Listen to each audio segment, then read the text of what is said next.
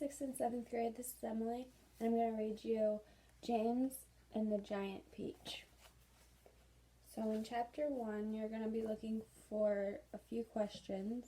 One is, what could be a good title for this chapter?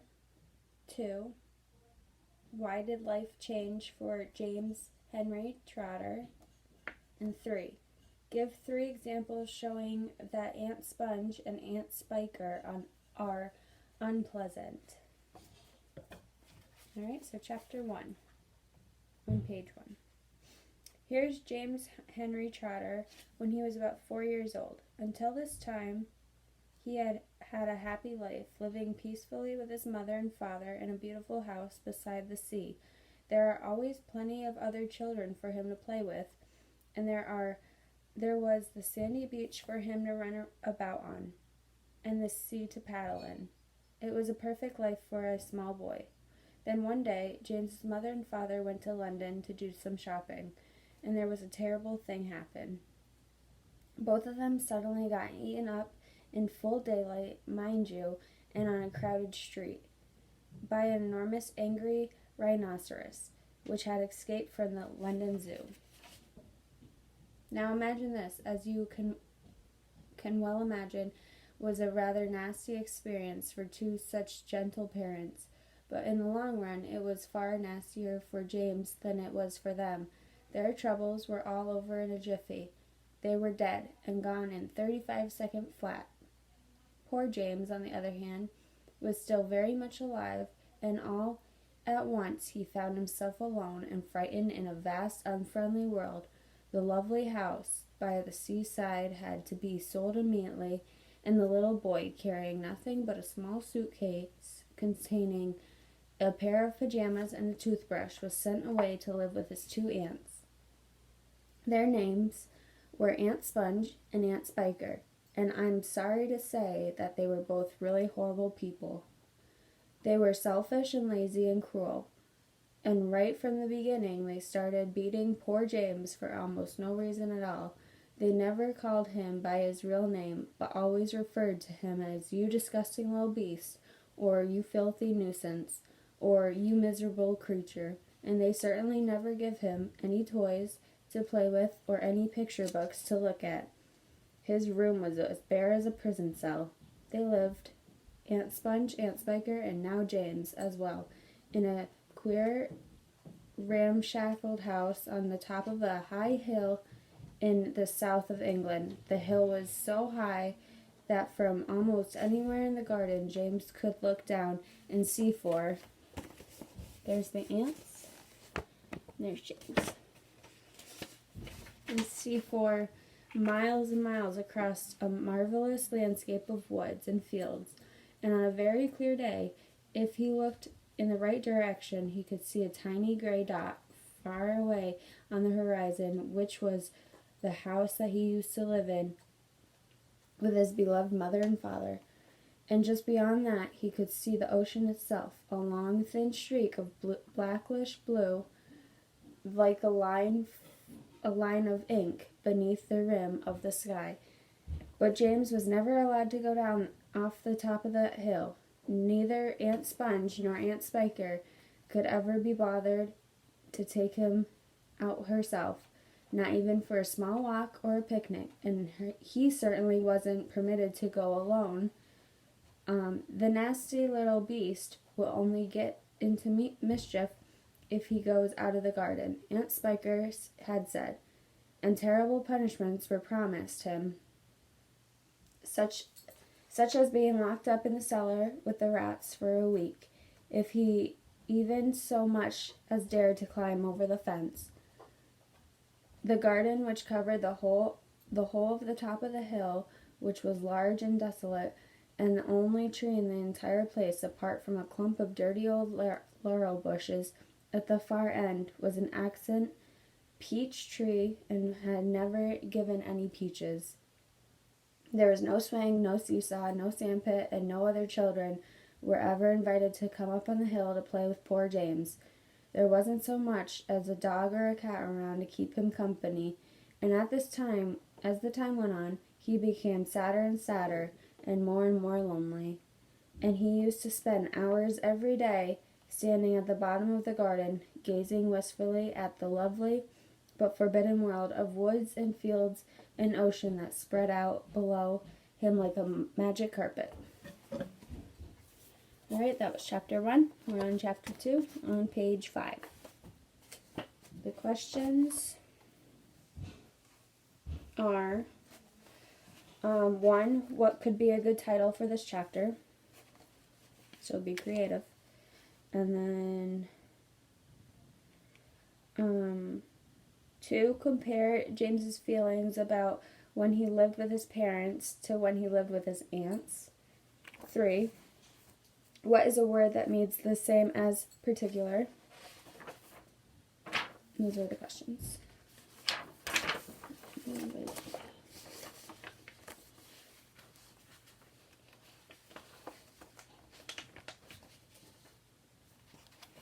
So chapter 2. Here is James Henry Trotter after he had been living with his aunts for 3 whole years, which is when the story really begins. For now, there came a morning when something rather particular happened to him, and this thing, when I say was only rather particular, soon caused a second thing to happen, which was very particular. And then the very particular thing, in its own turn, caused a very fantastically particular thing to occur. It all started on a blazing hot day in the middle of the summer. Aunt Sponge, Aunt Spiker, and James were all out in the garden. James had been put to work, as usual. The time he was chopping wood for the kitchen stove, Aunt Sponge and Aunt Spiker was sitting comfortably in deck chairs nearby, sipping tall glasses of fizzy lemonade and watching him to see that he didn't stop work for one moment. There's 3 years. Aunt Sponge was enormously fat and very short. She had small piggy eyes, a sunken mouth, and one of those white flabby faces that looked exactly as though it had been boiled. She was like a great white soggy overboiled cabbage. Aunt Spiker, on the other hand, was lean and tall and bony, as she wore steel-rimmed spectacles that fixed onto the other end of her nose with a clip.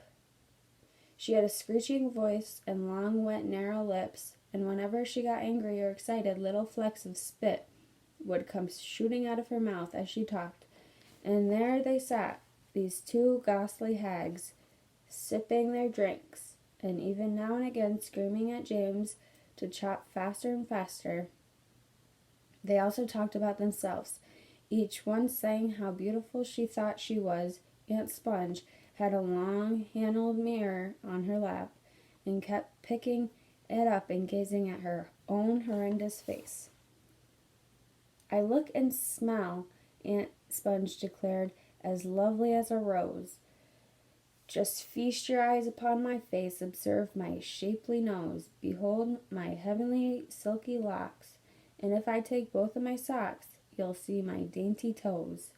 But don't forget," Aunt Spiker cried, "how much your tummy shows." Aunt Sponge went red. Aunt Spiker said, "My sweet, you cannot win. Behold my gorgeous curvy shape, my teeth, my charming grin. My beauteous me, how I adore my radiant looks, and please ignore the pimple on my chin. My dear old trout," Aunt Sponge cried out, "you're only bones and skin. Such loveliness as I possess can only truly shine in Hollywood," Aunt Sponge declared. "Oh, wouldn't that be fine? I'd capture all the nation's heart. They'd give me all the leading parts. The stars would all resign. I think you'd make," Aunt Spiker said, "a lovely Frankenstein." Poor James was still slaving away at the chopping block. The heat was terrible. He was sweating all over. His arm was aching. The chopper was large, blunt thing, far too heavy for a small boy to use. And as he worked, James began thinking about all the other children in the world and that they might be doing at this moment.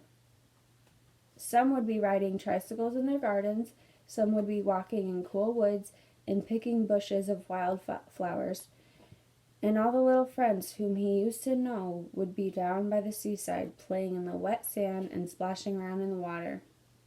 Great tears began oozing out of James's eyes and rolling down his cheeks. He stopped working and leaned against the chopping block, overwhelmed by his own unhappiness. "What's the matter with you?" Aunt Spiker screeched, glaring at him over the top of her steel spectacles. James began to cry. "Stop that immediately and get on with your work, you nasty little beast," Aunt Sponge ordered. "Oh, Auntie Sponge," James cried out, "and Auntie Spiker, couldn't we all please, just for once, go down to the seaside on the bus? It isn't very far, and I feel so hot and awful and lonely." "Why, you lazy good-for-nothing brute," Aunt Spiker shouted. "Beat him," cried Aunt Sponge. "I certainly will," Aunt Spiker snapped. She glared at James, and James looked back at her with large frightened eyes. "I shall beat you later on in the day when I don't feel so hot," she said. "And now get out of my sight, you disgusting little worm, and give me some peace." James turned and ran. He ran off as fast as he could at the end of the garden and hid himself behind the clump of dirty old laurel bushes that were mentioned early on. Then he covered his face with his hands and began to cry and cry. All right, that's the end of chapter 2. And now we're on chapter 3 on page 8. And the questions you should look for are: Ronald Dahl, which is the author, needs you to give the chapter a title. What would be a good title for this chapter? Number 2, what would you do with a bag filled with 1,000 crocodile tongues? And 3, describe what particular event happened to James. All right, so chapter 3. It was at this point that the first thing of all, the rather particular thing that led to so many other much more particular things, happened to him. For suddenly, just behind him, James heard a rustle of leaves, and he turned around and saw an old man in a crazy dark green suit emerging from the bushes. He was a very small old man, but had a huge bald head and a face that was covered with all bristly black whiskers. He stopped when he was about 3 yards away, and he stood there leaning on a stick and had stared at James. There's the man. When he spoke, his voice was very slow and creaky. "Come closer to me, little boy," he said, beckoning to James with a finger. "Come right up close to me, and I will show you something wonderful." James was too frightened to move. The old man hobbled a step or two near, and then he put a hand into his pocket of his jacket and took out a small white paper bag. "You see this?" he whispered, waving the bag gently to and fro in front of James's face. "You know what this is, my dear? You know what's inside this little bag?" Then he came nearer still, leaning forward and pushing his face so close to James that James could feel breath blowing on his cheeks. The breath smelled musty and stale and slightly mellowed, like air in an old cellar. "Take a look, my dear," he said, opening the bag and tilting it forward toward James. Inside it, James could see a mass of tiny green things that looked like little stones and crystals, each one about the size of a grain of rice. They were extraordinarily beautiful, and there was a strange brightness about them, a sort of luminous quality that made them glow and sparkle for the most wonderful way. "Listen to them," the old man whispered. "Listen to them move."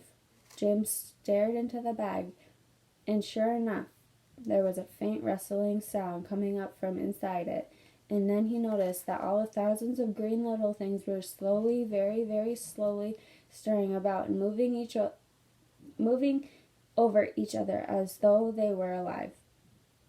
"There's more power and magic in those things than there than than in all of the rest of the world put together. The old man said softly. But, what are they? James murmured, finding his voice at last. Where did they come from? Aha, the old man whispered. You'd never guess that. He was crouching a little now and pushing his face still closer and closer to James until the tip of his long nose was actually touching the skin of James's forehead.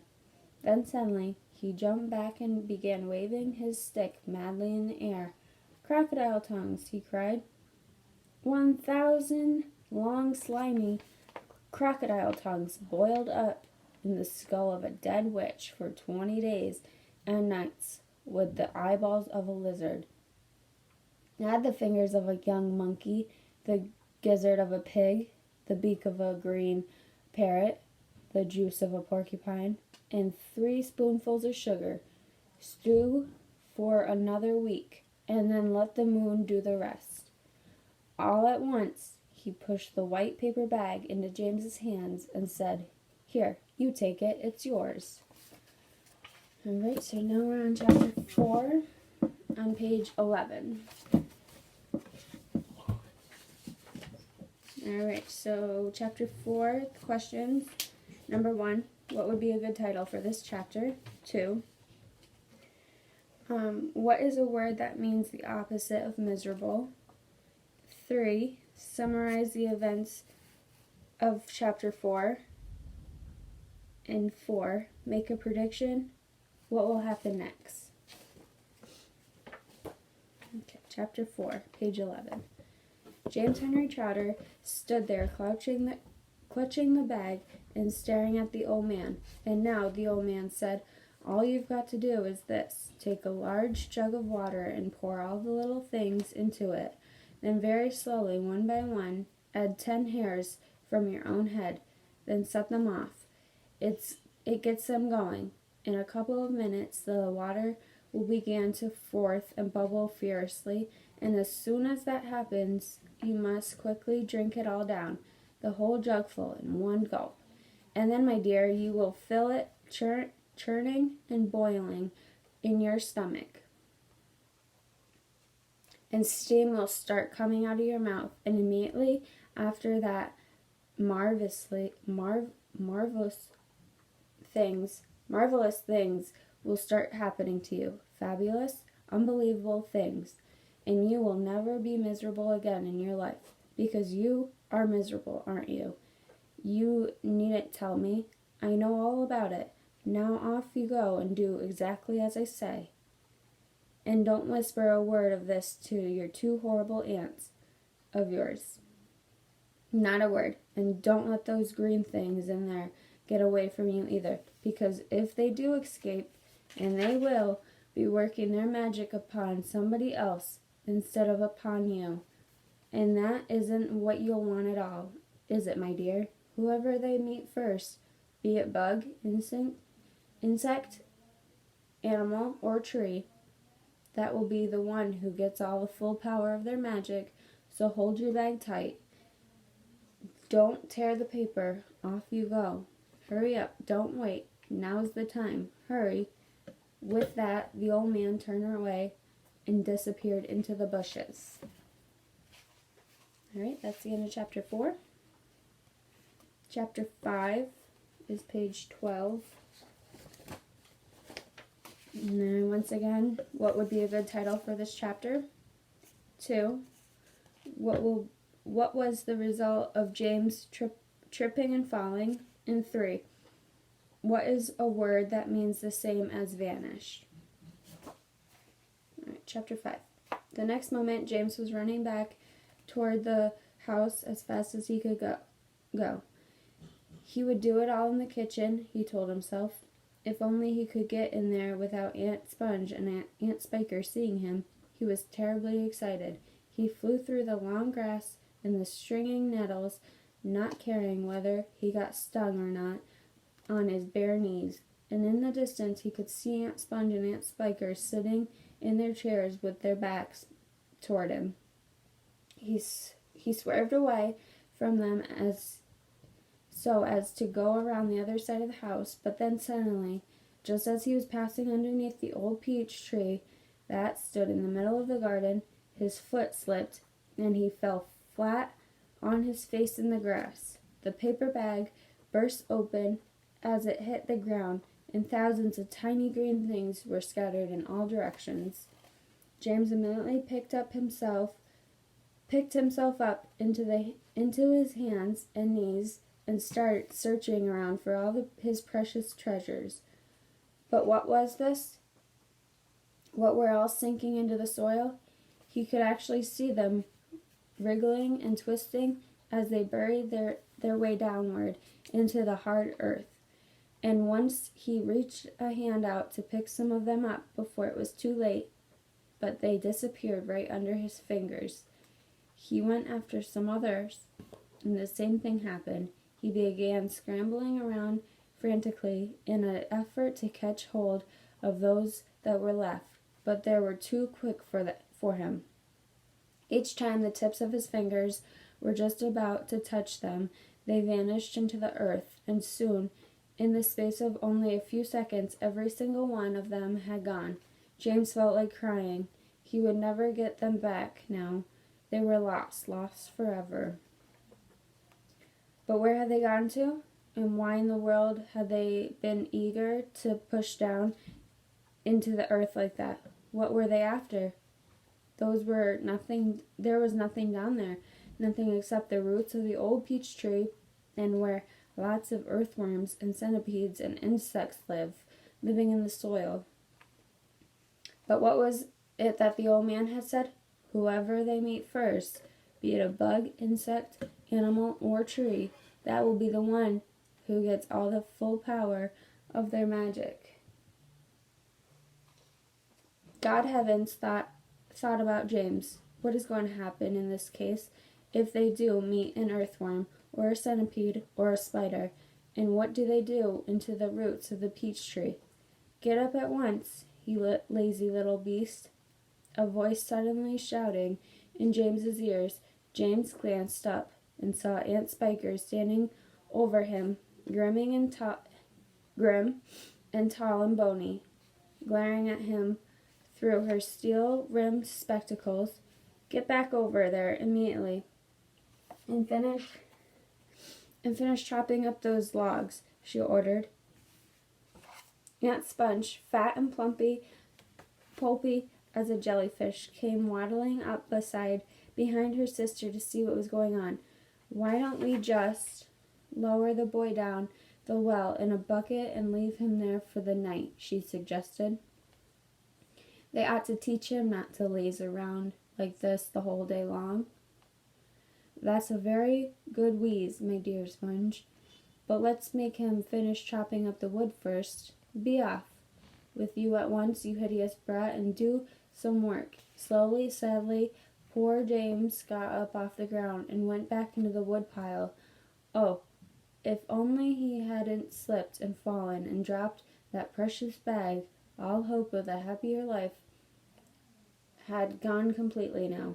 Today and tomorrow and the next day and all the other days as well, other would be nothing but punishment and pain, unhappiness and despair. He picked up the chopper and was just about to start chopping away again when he heard a shout behind him that made him stop and turn. Alright, that's the end of chapter 5.